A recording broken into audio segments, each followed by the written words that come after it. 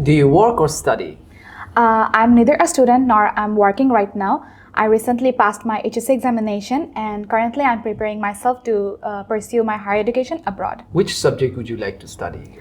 I would like to do my bachelor's in science in a very strong program that will later on help me get into a renowned medical school. Do you use maps? Yes, I do, though I'm very bad at reading and understanding maps, but I only use it when it is needed. Do you think it's better to use a paper map or a map on your phone? I think mobile phone maps are better than paper maps, which can be very perplexing. And people nowadays tends to use mobile phone apps as it is a device that is already available on everyone's hand and it is easy to navigate to. When was the last time you needed to use a map? I visited Mirpur last week for some work, and I was standing at the exit of the Sony Square building when my Uber called me and told me that he was standing on the opposite side of the road. And like I previously mentioned that I'm very bad at reading maps, so I had to use the mobile phone map to track him as I was not understanding whether he was standing on the opposite side from my front or from my right. Okay. If you visit a new city, do you always use a map to find your way around?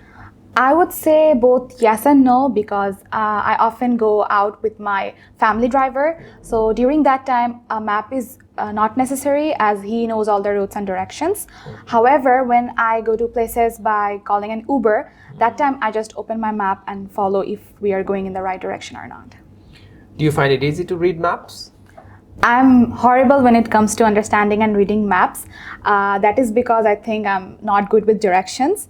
I remember this one time my uncle came to pick me up from my academy and he told me that he was parked in the east direction from where I was standing. And it was very embarrassing that I had to ask people where the east direction was.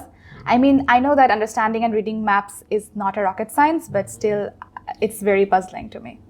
Okay, so this is the end of part 1. Let's move on to part 2. In part 2, you have to describe an occasion when you had to do something in a hurry. So this is your cue card. You'll have a minute to take notes if you wish. So from now, your time starts.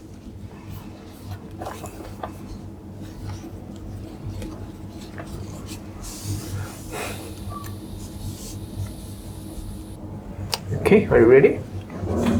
Would you like to start now? Yeah. Please. I remember it was just before our final exams of class 11 started. We had a wall magazine project and from each section a group of 6 to 7 members had to participate. Unfortunately, we did not receive such notices that when the wall magazine project would start. Therefore, we were not aware of the starting date and the deadline. Suddenly, our class teacher came to our classroom and she was very angry to why none of us from our section were not participating. As a class monitor, I explained her the situation and she told me that I would become the group leader and told me to handle the rest. 3 days were left for the project and we had to do everything in a hurry. A whole day passed buying equipment and material needed for the project and discussing the topic.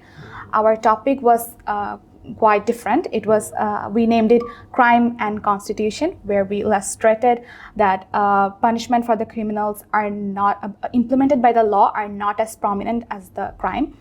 However, on the second day, we were almost done with 80% of the work, and at that time, we found out that someone from another group partially copied our work. We were all devastated as we could not keep our work as it was like that, nor we can take out everything and redo it. Basically, it was like we were caught between a rock and a hard place. Nevertheless, we stayed till late afternoon and did our work again. We knew we were working against the clock, but there were no options left. Thankfully, on the next day, we were able to present our work just in the nick of time in front of our college principal, sir. As I was the group leader, so I gave a brief demonstration about our work, and sir himself and other teachers as well praised our work that it was unique and intriguing. As I'm speaking about that event right now, I can still feel the adrenaline rush that how worried we were on that day, but glad that everything turned out well. Okay, thank you very much. May I have the paper, Yes, please? Thank you. A pencil. Thank you. Let's move on to part 3, and we have several questions here. Do you think it's okay to arrive late when meeting a friend? I don't think it's okay to arrive late when meeting a friend. Punctuality shows respect, and I believe that it shows how a person values their friendship by arriving on time. Last week, I met an old friend, and we decided to meet at 7 p.m. Surprisingly, we both arrived on time, and that made both of us happy. What should happen to people who arrive late for work? I think a person who is very responsible with their work is never late. So it's the other way around. However, if a person is somehow late to their work, it's their duty that they should talk to their boss or anyone from the higher authority to clarify why they could not make it on time.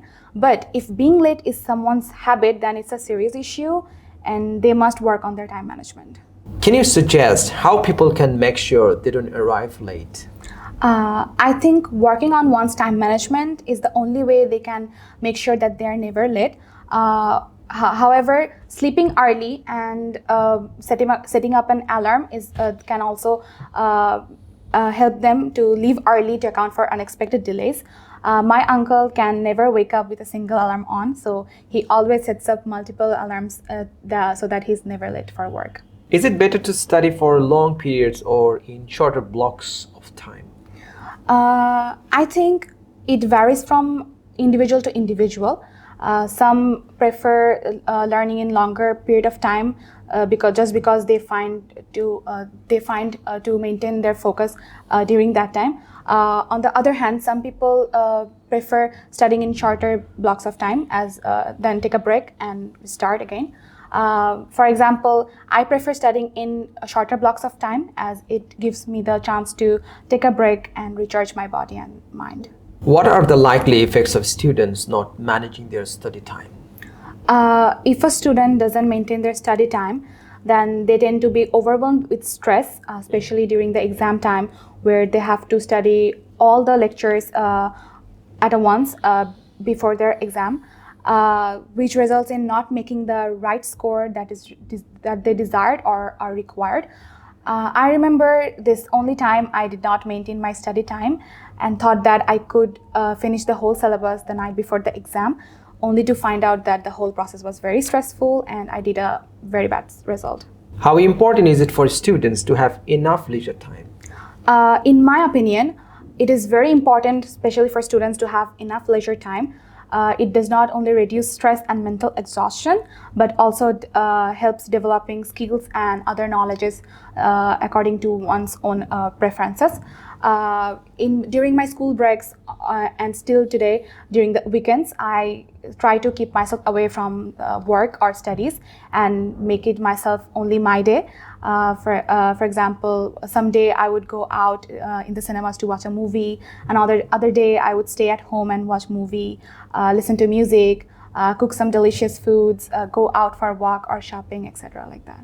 Thank you. This is the end of the speaking test. Thank you very much. Thank you for joining us. Thank you.